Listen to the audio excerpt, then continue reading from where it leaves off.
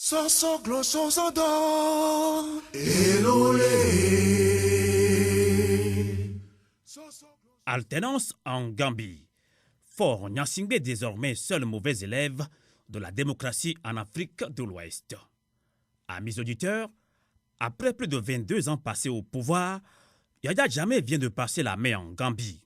À la surprise générale, celui qui a rejeté la République gambienne d'une main de fer pendant plus de 2 décennies, celui-là même qui se disait recevoir des ordres directement de Dieu, l'homme qui affirmait être capable de guérir le sida et la stérilité, le désormais ex-numéro gambien, qui encore, à la veille des élections du 1er décembre 2016, criait à tue-tête que sa réélection serait une tsunami, Yaya Jammeh himself, avant même que la commission électorale ne donne les résultats provisoires, a reconnu sa défaite et appelé Adama Barrow pour le féliciter. Très bon geste à saluer. Les extraits de la conversation téléphonique entre les deux hommes sont tellement hallucinants, disons plutôt surréalistes, si on considère l'évidence de la victoire de Jammeh convenue et alimentée par tous les observateurs.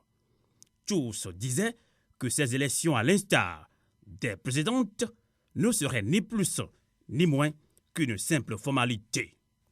La volte-face de Jammeh fut tellement surprenante que nombre de médias, surtout internationaux, en avaient perdu leur latin. Vous, Gambiens, avez décidé que je devais partir. Vous avez choisi quelqu'un pour diriger notre pays, et je vous souhaite le meilleur. Amis panafricains, tels sont les mots de Jammeh lorsqu'il reconnaissait la victoire d'Adama Barrow. Il a ajouté qu'après la passation du pouvoir, il se retirerait dans sa ferme sise dans son village natal, Kanilaï, pour s'adonner à la culture de la terre. Enfin, il avait déclaré être à la disposition du nouveau pouvoir pour toute contribution ou aide pendant la période transitoire. Devra-t-on prendre Yaya Jammeh au sérieux dans son attitude et ses déclarations d'après les dernières présidentielles si on sait que la grande majorité de l'armée gambienne lui reste encore attachée et que le personnage, en dehors de son côté fantasque, nous a habitués à des postures, discours et actes mille lieues de l'idéal démocratique? Amis auditeurs, peut-on lui accorder le bénéfice du doute quand on sait qu'il a sorti la Gambie du statut de Rome en octobre dernier? Voulait-il prévenir ainsi sa possible comparution devant la Cour pénale internationale? Ces interrogations méritent une attention particulière.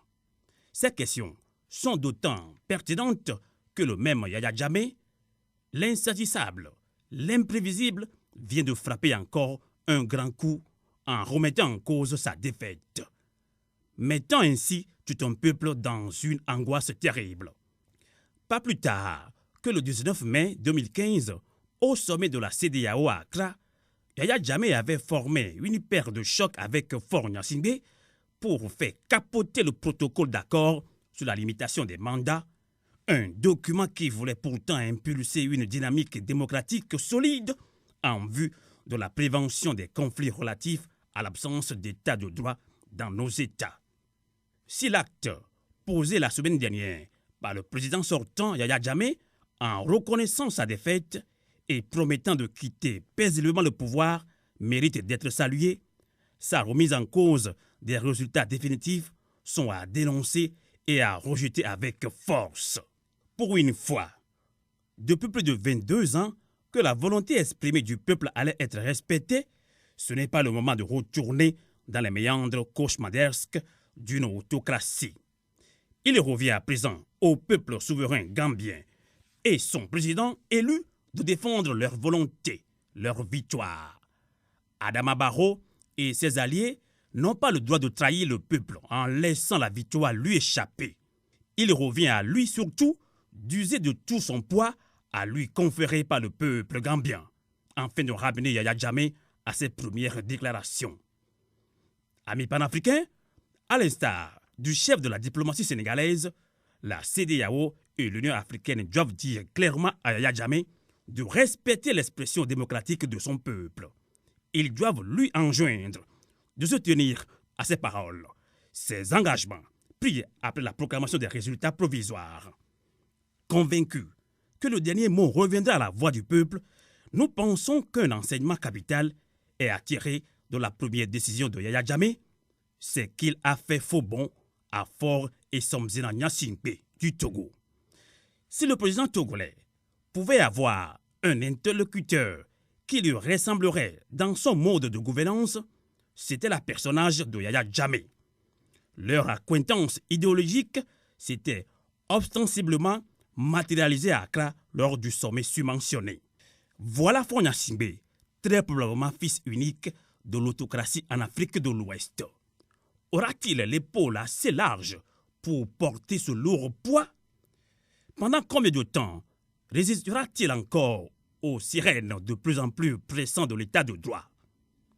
L'Afrique occidentale semble s'inscrire irréversiblement dans une dynamique démocratique. Le Ghana à côté du Togo vient de renforcer cette assertion. L'alternance semble de plus en plus entrer dans les mœurs. Seul le Togo semble encore être le recalcitrant à la matière. Mais que pourrait un seul État, qui plus est de cette taille et de ce poids contre la marche de l'histoire de toute une sous-région, voire de tout un continent? Ici et là en Afrique, heureusement, de moins en moins, on compte quelques foyers de résistance au changement représentés par Paul Biya, qui dirige son pays 6 mois sur 12, qui s'accroche toujours au pouvoir. Denis Sassou Nguesso, Ali Bongo, Pierre Nkurunziza, Joseph Kabila, dont on ne compte plus de nombre de cadavres qu'ils ont enjambés pour se maintenir au pouvoir. Amis auditeurs panafricains, la roue de l'histoire tourne et les pays comme la RDC, le Burundi, le Cameroun et le Togo n'y échapperont pas.